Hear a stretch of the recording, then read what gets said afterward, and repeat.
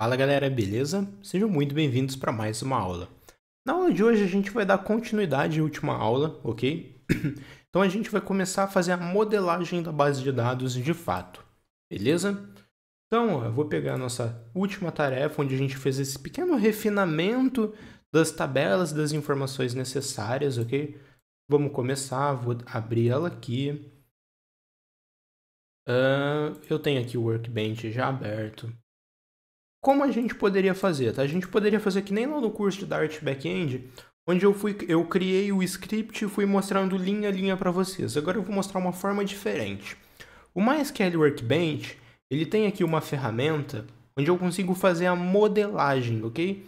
E a gente vai fazer isso aqui então. Então aqui, deixa eu puxar aqui pro ladinho, expandir aqui para ficar bacana pra gente. Vou adicionar aqui um novo diagrama. Okay, então, esse vai ser aqui a nossa base de dados. É aqui que a gente vai fazer toda a modelagem. E a gente vai ficar... como a gente vai ficar mexendo para lá e para cá, deixa eu ver alguma forma que eu consigo dividir a tela no meio. Dividir a tela no meio para ter essas informações sempre disponíveis que a gente vai consultar bastante, tá? Ok.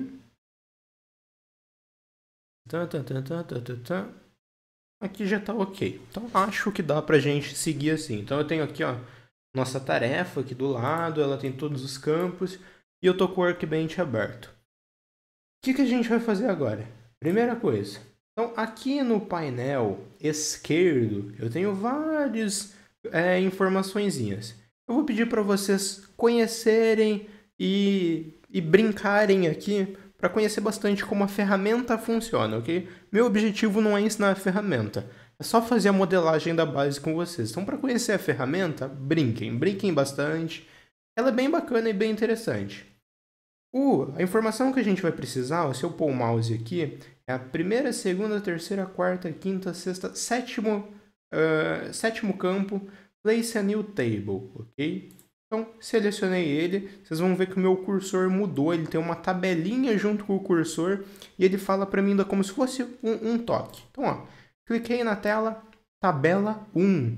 Interessante, tabela 1. Ó, aqui eu consigo mexer no tamanho dela e etc. Só que agora, se a gente olhar aqui do lado, ó, no nosso banco, eu vou digitar esse esquema. Qual que vai ser o nome do nosso banco de dados? O nome do nosso banco de dados pode ser Dart. Não, vai ser difícil escolher um nome para um banco de dados, né? Mas vamos lá. Vai ser o banco de delivery, ok? Por que o banco de delivery? Porque a nossa aplicação é um delivery no final. Então, ó, alterei o nome aqui do esquema, fechei. Vocês vão ver que ele já alterou aqui o nome, nossa tabela. Vamos modificar agora a nossa tabela. Posso tanto dar 2 cliques nela aqui, ok? Ou como posso vir aqui também dar 2 cliques. Qual o nome da nossa primeira tabela? Usuários, ok? Sempre minúsculo, gente, por favor. No banco de dados a gente tem que ter as coisas com muita padronização, ok? Então, padronização é muito importante. Se ficar pequenininho o vídeo, gente, é que aqui realmente fica bem complicado de dar zoom, tá? Mas depois eu dou um zoom no diagrama. Mas nossa tabela usuários. Aqui embaixo, ó, então nossa tabela no canto esquerdo já alterou o nome. Perfeito. Eu vou colocar nossa primeira coluna. Nossa primeira coluna, só de dar 2 cliques aqui, ele puxou a ID usuário. Não gosto de ID usuário, vou só de ID, ok? Então ela é um inteiro, ela é uma primary key, ou seja, ela é a chave primária da minha tabela e ela não pode ser nulo, ok? Deixa eu lembrar aqui. Vou colocar aqui que ela é generated, então ela é uma chave gerada pra gente.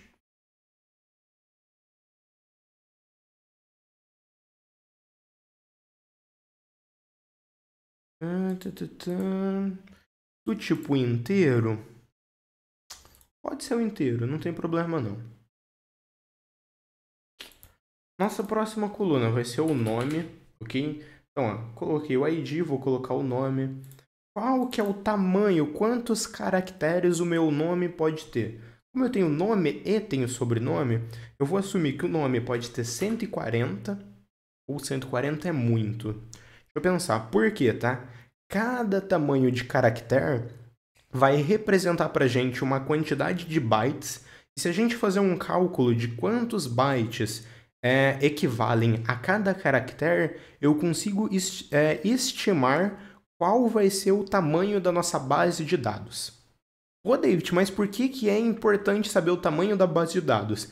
Assim eu consigo ter planos de volumetria para no futuro saber até quantos gigas, ou se não chegar a giga, qual o tamanho que minha base pode chegar. Por quê? Porque se eu estiver hospedando essa base de dados em um ambiente cloud, o tamanho da base é muito importante. Ou seja, voltando lá no início, tá? Dar tipos corretos e dar tamanhos corretos para a base é extremamente importante. Vou pegar o meu nome como exemplo, tá? Para a gente ter uma noção aqui de quantos caracteres cabe. David William. Meu sobrenome, Rodrigues Fabiano. Então, David William, David tem 6, o William tem 1, 2, 3, 4, 5, 6, 7, 8. Vou colocar aqui 30 caracteres para o nome. 30 caracteres para o nome, acho legal. Então, nossa coluna... Opa! 30 caracteres é um varchar. Por que é um varchar? Porque é uma string, são chars, são caracteres que a gente vai armazenar nesse campo. Ele não pode ser nulo, ok? Então é o campo que não pode ser nulo, ele é obrigatório. Que mais? E é isso. Sobrenome. O sobrenome, como a gente sabe que no Brasil a gente tem nomes muito grandes, eu vou colocar um sobrenome de até 60 caracteres, ok? Ele também não pode ser nulo, é um campo obrigatório. Então, data de nascimento. Então, data NASC. Ok? A data de nascimento, ela não é um varchar, ela é um datetime. Ela também não pode ser nulo. Próximo campo. Documento. O documento do usuário, a gente vai receber ele no formato de string. Por que no formato de string, David? Porque pensa que se o usuário vai interagir com o CPF, o CPF normalmente só tem números. Beleza, perfeito. Mas e se o primeiro número do CPF for um 0? Se eu tiver um campo, um tipo do tipo int, o 0 à esquerda vai ser comido, ok? Então é sempre uma pegadinha, mas é importante a gente ter isso em mente. Então eu vou colocar varchar. Como eu sei que o documento, o usuário pode até ser um CNPJ, o CNPJ tem 14 dígitos, eu só quero aqui 100 pontos, então depois a gente vai fazer essa tratativa lá no front, eu vou colocar tamanho 14. Não pode ser nulo, ok? E o usuário só pode ter unique, marquei a coluna de único, ele só pode ter um único cadastro na nossa base. Então a gente fala que o documento é único, ok? Então essa segunda coluna, ou aqui na parte, aqui embaixo eu tenho informação de marcar para unique. Beleza? Qual outra informação? E-mail. O e-mail usuário também. Vou chutar aqui que o tamanho de um e-mail pode chegar, sei lá, até 140 caracteres. Pode ser. O e-mail não pode ser nulo. O e-mail também tem que ser único, ok? Importante. A senha. A nossa senha, como a gente vai salvar ela de forma criptografada depois na nossa base de dados, criptografada não, né? Como a gente vai salvar ela no formato de hash, eu vou colocar aqui o tamanho de 255. Por que 255? Vai ser o tamanho que a senha vai ocupar. Mesmo que o usuário digitar uma senha de 6 dígitos, vai ocupar 255 caracteres. Por quê? Porque ela vai estar recheada. Porque ela vai estar com uma técnica de hash aplicado sobre ela. Vocês não sabem o que é uma técnica de hash, lá no curso de Dart Backend eu explico também. Então a senha não pode ser nula e a senha não vou marcar que é única, né? Não faz nem sentido. Próximo campo, vou colocar aqui o Device Token. Então, o Device Token...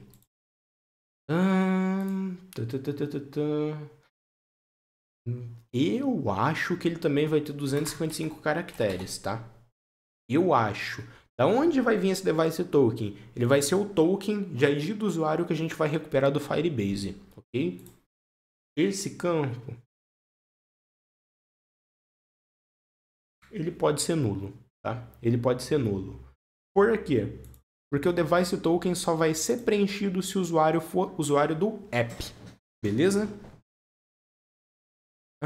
Próxima informação é cidade. A cidade é muito importante.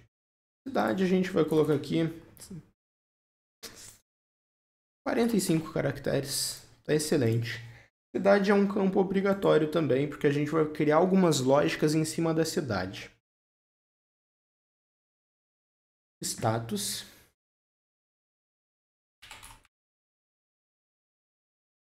O status, vamos ver. Quais status nosso usuário pode ter? Ativo e inativo. Que mais? Será que a gente pode bloquear o usuário? Por quê, tá? Se for ativo e inativo, a gente trabalha com booleano. Então, 0 para ativo, 0 para inativo, 1 para ativo. Por exemplo, se eu trabalhar com mais de 2 estados, ativo, inativo, bloqueado, banido, aí eu não consigo trabalhar com booleano. Aí o que eu recomendo? Trabalhar com varchar, por exemplo, ok? Tem outras, dá para trabalhar com enum aqui no banco também, mas dá para trabalhar com varchar. Ou, vamos lá, vamos olhar aqui alguns outros tipos que eu tenho. Consigo criar o enumzinho, mas não vou... Não vou trabalhar com enum, não. Não, eu vou complicar muito. Vou trabalhar com varchar de 1, ok? Por que de 1? Aí lá no nosso back-end, a gente fala os tipos aqui de status que esse cara pode ter. Esse cara também, ele é obrigatório, ok?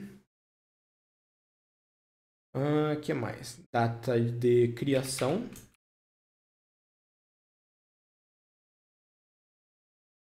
Criação, data created, on date time.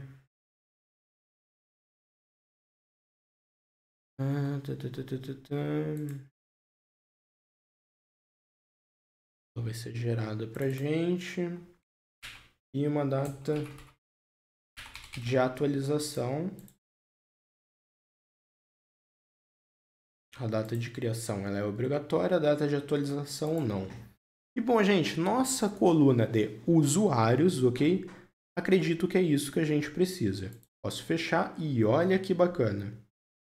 Então, agora a gente já tem várias informações aqui na tabela de usuário. Próxima tabela que a gente vai precisar. Então, selecionei, coloquei aqui 2 cliques. Tabela de permissões. Então, permissões. Ela vai ter um ID, ok? Então, dupliquei aqui, botão esquerdo, delete. Então, é uma PK, ela é not nulo e ela é generated, ok? Vou colocar aqui também que ela é auto-increment. Vou colocar que ela é auto-increment. Vou mudar isso aqui também. Prefiro deixar ela como auto-increment. Por que auto-increment? Que daí eu não preciso informar a ID, ela automaticamente é incrementada conforme eu realizo inserts, ok?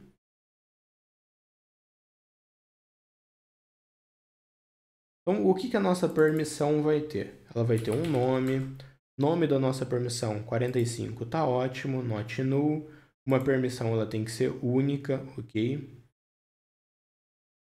Ela tem que ter um nome único. O status da nossa permissão.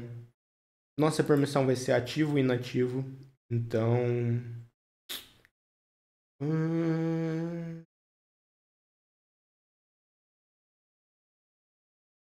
acho que posso ter mais de um status, então vai varchar um. Data, criação. A gente pode modificar um status? Não sei se faz sentido eu ter essa data de modificação para o status, viu? Por quê? Imagina que eu tenho um usuário que está com o status inativo. Vem um outro administrador do sistema, muda o status na base e fala que esse status agora é o status de superusuário. E aquele usuário que estava bloqueado passa a receber esse novo status. Então, não é modificável, a gente vai colocar. Ou coloca. Não sei, né? Vamos lá, gente. Então, data de criação, DT created. Date time. Not null. Generated.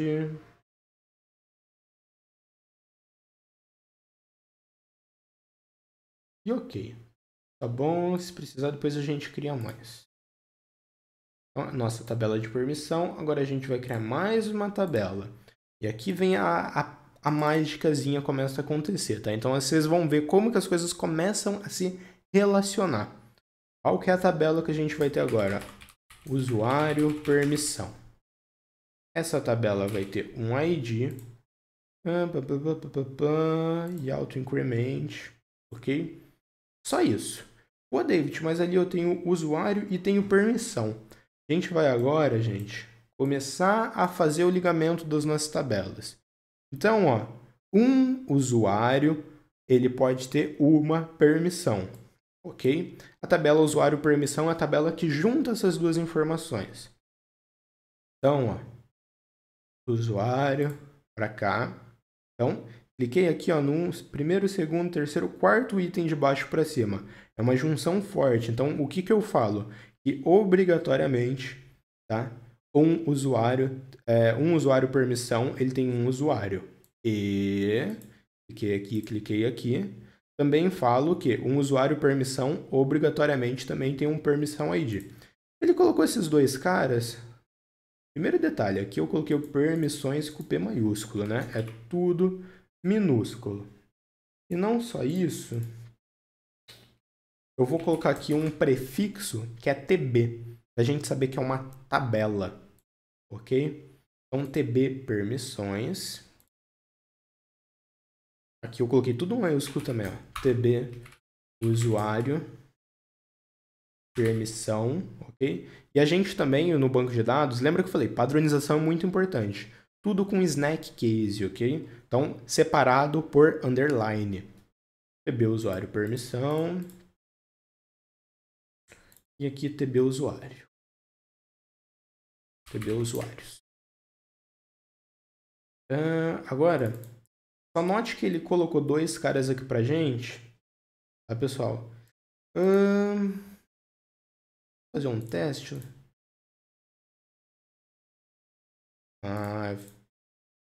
Vou mudar aqui um pequeno tiquinho, tá? Vou apagar essa referência.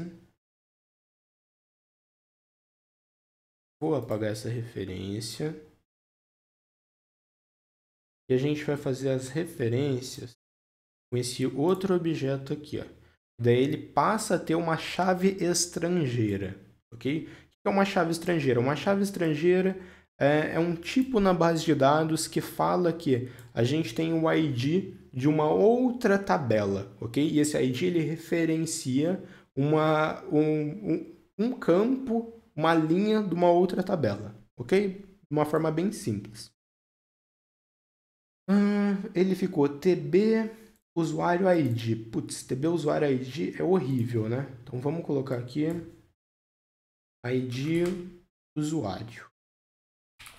No nome das colunas, aí eu não gosto de utilizar o underline. Aí eu utilizo o camel case, ok? ID usuário, ID permissão. Ok?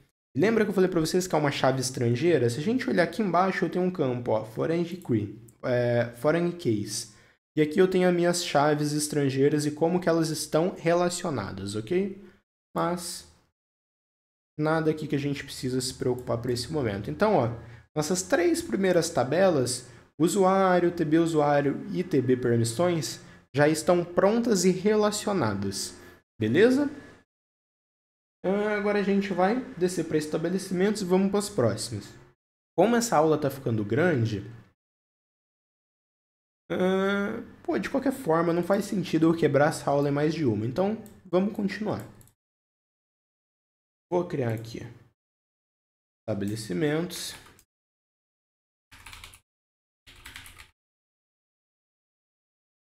Estabelecimentos tem um ID, ela é PK, not null, é auto-increment. Estabelecimentos, ele vai ter um nome, o nome do estabelecimento. Pô, o estabelecimento pode ter um nome grande, né? Pode ter um nome grande mesmo. Então, eu vou colocar 255 caracteres. É um campo também obrigatório, então ele é not null, ok? Depois do nome eu tenho o CNPJ. O CNPJ tem 14 caracteres, ok? Ele não pode ser nulo e ele tem que ser único. Aqui, esse é o único. O telefone. O telefone a gente vai armazenar numa string. Qual que é o formato do telefone? DDD. Então, DDD, o meu, por exemplo, é 43. Mais 9 números, então 9, 10, 11. Então, 11 caracteres. Será que eu tenho telefone maior que 11 caracteres contando DDD? Acho que não. Vou deixar esse campo opcional. Então, eu não marco ele como não nulo. Como not null, perdão. Telefone, a descrição. Tenho certeza que eu criei um campo como descrição, né? Nossa, eu tô criando tudo em português, tô misturando em inglês. Agora que eu reparei. Vai em português, depois eu volto, faço isso fora das câmeras porque não tem por que eu gravar, mas eu vou passar tudo pro inglês, tá, pessoal?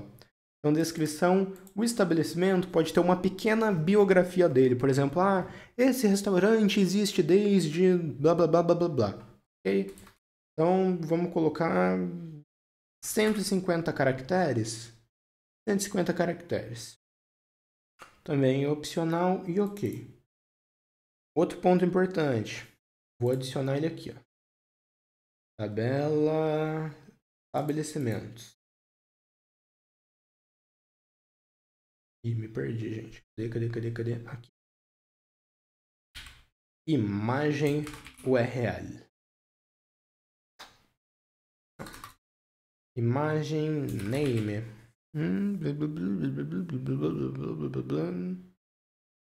Imagem URL. Então a gente vai ter aqui também. Cadê? Não salvei, né? Bonito, David. Não salvei sim.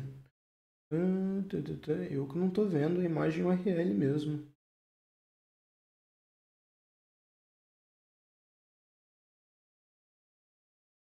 Aqui apareceu. A gente vai ter essa imagem URL. Como eu não sei qual que é o tamanho, eu vou colocar aqui 255, ok? Pode ser nulo, porque quando o estabelecimento for criado ele não tem uma imagem, depois o usuário vai fazer o upload de imagem pelo nosso painel administrador. Ok? Então a imagem é o logo ali do estabelecimento. Beleza? Gente, vou criar só mais essa tabela e na próxima aula a gente termina as tabelas e depois termina os relacionamentos. Ok? Imagem URL, latitude. Será que latitude? Qual que é o tamanho de uma latitude? Não tenho ideia. Eu vou jogar aqui 15 caracteres. Mais que isso não passa. Latitude é obrigatória. Longitude também. 15 caracteres, ok? Também é obrigatório.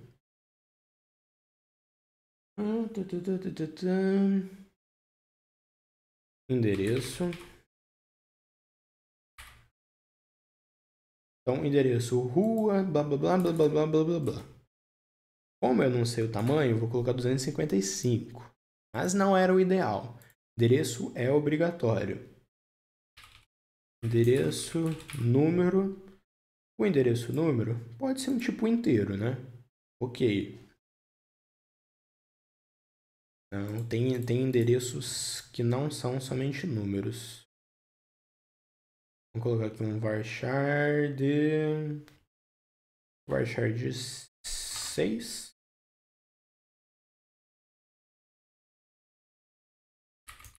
endereço opcional. No endereço opcional, vou colocar aqui mais 15 caracteres. Então, eu não marco ele como não nulo. Aí ele tem o ID usuário, não vou criar o ID usuário, vou criar o status. Status varchar de 1. Detalhe de criação.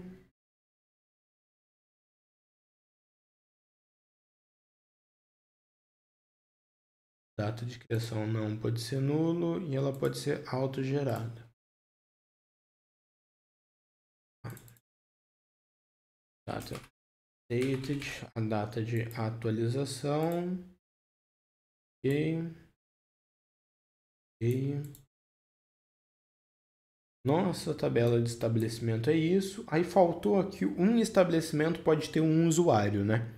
Por quê? Porque é o usuário que vai administrar aquele estabelecimento. Então vamos fazer isso. Clico aqui, preciso ter a foreign key. E ó, apareceu aqui pra gente já. DB usuário, não gosto desse nome. Qual que é o nome que eu gosto? ID usuário. Ok, ID usuário, excelente.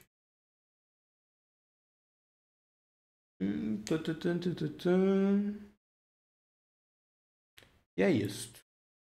Então a gente criou nossa próxima tabela. O que a gente vai fazer na próxima aula, pessoal? Vamos criar a tabela categoria, produtos, vendas e push. Vamos exportar daí essa nossa modelagem para um arquivo SQL. Vamos importar no nosso banco, subir ele e começar a fazer algumas consultas para ver se realmente tem sentido. Deu sentido? A gente vai criar o nosso projeto de back-end, vai começar a modelar ele ali, criar toda a infra que ele necessita e tudo mais. Beleza? Valeu, pessoal. Até a próxima. Tchau, tchau. É nóis.